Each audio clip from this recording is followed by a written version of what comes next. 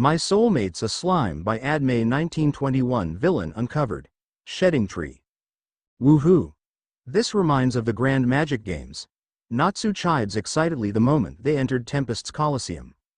Right, although we won't be fighting in this tournament, it's still exciting to watch the battle segment for the upcoming festival. Lucy agrees looking around. After Rimuru adjourned the meeting a little earlier to prepare for Zaref's arrival, the king himself had taken the wizards inside of the Colosseum. Upon that knowing Noir had made the final decision for the annual festival to commence, he made a last-minute decision and used magic to do a little renovation. Now, his Colosseum is much bigger than when it was first built, adding 20,000 seating capacities. It may sound absurd, but nothing at this point would surprise the Tempestians on Rimuru's on-the-spot decision-making. It's a shame though. Rimuru just banned us from joining this battle. Gray's voice held a little bit of complaint, leading the Emperor to chuckle. What's this complaint I am hearing? If you were to join, you'd finish everything in one hit. Besides, the theme for this year's battle segment is for the growth of the underdogs. Then you should have included at least another segment for the likes of us, Natsu still insisted. No can do, Rimuru quickly denied.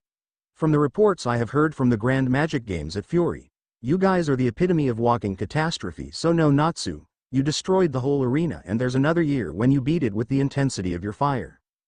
Huh? It's not my fault they can't handle my Dragon Slayer techniques, Natsu retorts back. No one can handle your Dragon Slayer techniques. Rimuru sighs. Why are dragons so troublesome? First there is his buddy, Veldora. Then comes his prideful sisters who think they can beat anyone to a pulp. Well, not that Veldora is any better, but at least his friend listens to him. Then enter this fire Dragon Slayer. When Raphael told him her full research on Natsu, he almost fainted. Grasping his real strength, Rimuru promised himself to always keep him in check. Could he fight Veldora's sisters and win? They are true dragons, but Natsu has both dragon powers and Dragon Slayer magic at the same time. And like he had confirmed, this Alvarez prince gets even stronger when facing opponents like himself. Better not think of that scenario. How about me? Wendy asked in her soft voice, expression full of curiosity. I am not on par with Natsu-san's level yet. So can I join the battle segment? And here he thought this adorable young girl would understand, but she actually wanted to fight? Even the wizards seemed surprised. They weren't expecting that either, huh? Raphael-san. Negative. Wendy is the Sky Dragon Slayer and a high enchantress. Her aura alone would be enough to make her opponent of an underdog to forfeit before the match would even start. She may look like a cute harmless girl, but the fact that she is a high enchanter makes her a catastrophe-level opponent. Rimuru looks down defeated. I expected that, Rimuru-san? Ah. The king snaps of his stupor and smiled gently at the Sky Dragon Slayer. I am sorry, Wendy, but you have to sit this one out too. You are too much of an opponent for an underdog. Remember that even Veldora is wary of you. Wendy looked at him surprised. Why would he be wary of me? He is a true dragon after all. The fact that you are a dragon slayer is enough for any dragons to be wary of you, Carla answered for her and Rimuru nodded. Carla is right. Any dragon you'd come across would be wary of you, well, like those of Veldora's anyway. Says the likes of you, Rimuru. You have the strength of a true dragon yourself or even more, but you're most relaxed around us, came Urza's words. Huh? That is a different case, Urza. You guys are like family to me, so why would I be wary of you? Urza smiles satisfied at the answer she heard. Is she testing me? For what? She seemed pleased with my answer though, but I am speaking the truth here, the Tempest Emperor thought to himself. Anyways, I hope your mother, Queen Irene, would come to the festival. I personally sent her an invitation, but she has yet to give a reply, he said, diverting the topic from the battle segment. The Dragon Princess shook her head with a smile. Mother is really busy at the moment, so please forgive her if she can't come for the festival. Still, even though you haven't met in person, she has high regards of you, Rimuru. Rimuru was stunned. He had never met the queen in person, but upon learning that she is the queen of dragons and a dragon herself, it intrigued him. He then sent a letter of invitation, hoping he could secure another diplomatic ally. But for him personally, he just wants to meet her in person. He was about to speak when he heard Xian's thought communication. Rimuru-sama, Emperor Zaref is almost here. Right, they still have that. We'll be there. Prepare to meet our most distinguished guest. Understood, sir. Underscore. Rimuru could only smile to himself as he listens to the murmurs of his subordinates behind him. Who wouldn't when the carriage in front of them is the most advanced one they have seen? It really shows why Alvarez is the most successful empire. The weight of the carriage's beauty alone tells that. They're all white in color, even the horses are as white as snow.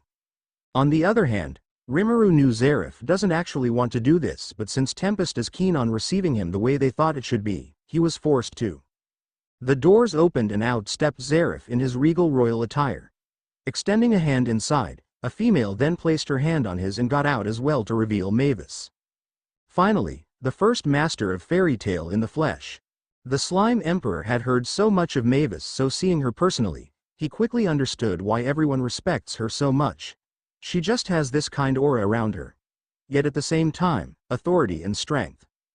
Big brother, Maya was running before anyone could speak. Zarif chuckles adoringly as he receives his younger sister in his arms. Hello, Maya. How have you been? I'm awesome. Maya replies as she pulled away from the hug and embraced Mavis too. Welcome back to Tempest, Zarif-ni-san.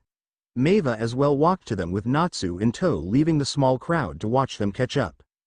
Ah, there's the newly married empress. Come here, you.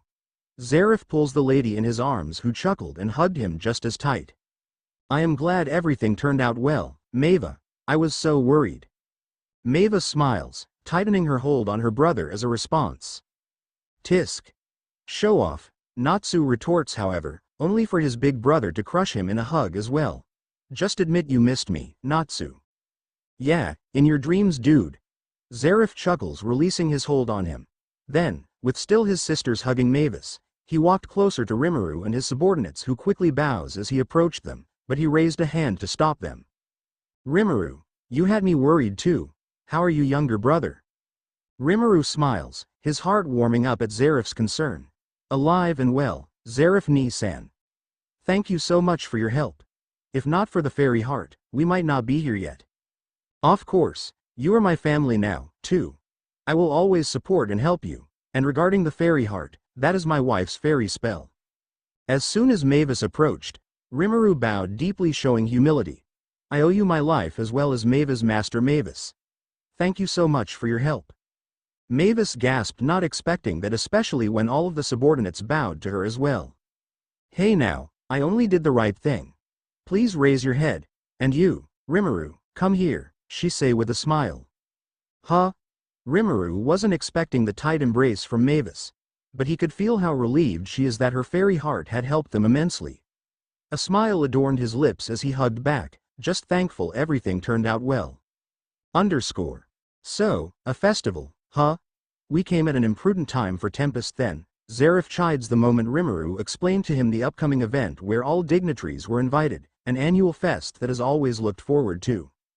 Not only for Tempest but all their allies as well. Yes. I will also take that chance to announce my marriage and Mava's coronation, and since Noir is Maya's soulmate, I crowned him as Tempest and Alvarez's High Prince upon your request. Rimuru gestured to the man beside him, who bowed to Zarif and Mavis deeply.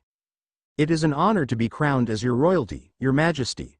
I will do my best to live in your trust in me, Noir say humbly, and seeing him, Zarif stood up just to hug and welcome him in the family, taking him aback. Take care of my younger sister, Noir. She is very important not only to us but the whole of Alvarez and Tempest. The simple but deep request from this emperor just warms Noir's heart, the bond of this family engulfing him whole. I will, your majesty. Call me your brother, too. Zarif cut him off. The surprised expression etched on his face as soon as he heard that made everyone in the room chuckle. Looking at Maya, who was sitting beside Mavis, he saw his soulmate wink and smile at him. The corners of his lips rose as he adhered to what the Emperor of Alvarez wanted. The moment lasted for a while as Mavis officially welcomed Noir as well, giving him a part of the fairy heart, sealing his coronation as an official High Prince of both nations, and telling them apart wherever they may be. Underscore. As soon as Zarif laid down the book he wrote about his research on the mysterious writings on the magic circle, the atmosphere shifted. Rimuru, we're dealing with an otherworlder here, and not just any otherworlder. He is known as the multi-powered Emperor of the Southwest. hidden from the eyes of many but the boss of most. The executives of Rimuru looked at one another, including those of the wizards shared unsure glances as well, having not heard of this villain before. An emperor? But his nation is unheard? Rimuru wanted confirmation and Zareth nodded. How is that possible? We listed all of the kingdoms and empires all over, and according to survey, Alvarez is the most powerful at the moment. She and muses standing besides her master as she always does whenever there are meetings conducted. That is correct. However, it's only now that we have heard of this emperor as well. And he is no ordinary magic user emperor. Just as my husband said, he's multi-powered much like you, Rimuru. As to how his nation is hidden, that is because they're in a different realm. Mavis's explanation brought the shock that was expected.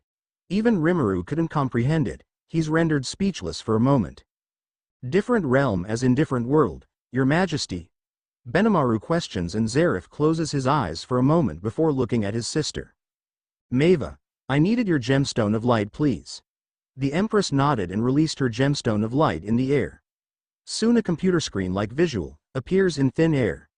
Zareth then projected the memory he had in mind to it, allowing everyone to watch what he had done to acquire this information. No one has prepared them for what they will see. Anger and auras clashed the moment they saw how thirsty this Emperor of the Southwest is for carnage.